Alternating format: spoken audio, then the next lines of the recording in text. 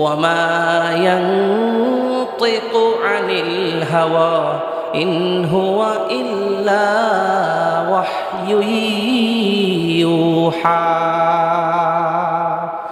আমার দোস্ত হাবিব মুহাম্মদ সাল্লাল্লাহু আলাইহি ওয়াসাল্লাম মন মস্তিষ্ক প্রসূত নিজের ইচ্ছায় কোনো কথা বলেন না, যা কিছু বলেন সব কিছু তার কাছে ওহী হিসেবে যায়।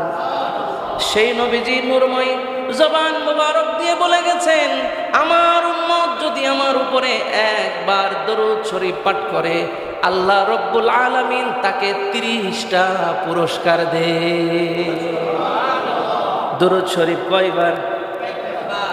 পুরস্কার কয়টা? 30টা। বান্দা, তুমি তামাম পৃথিবীর কিছু চিনো আর না চিনো, আমি রবকে চিনে আমার দোস্তের জন্য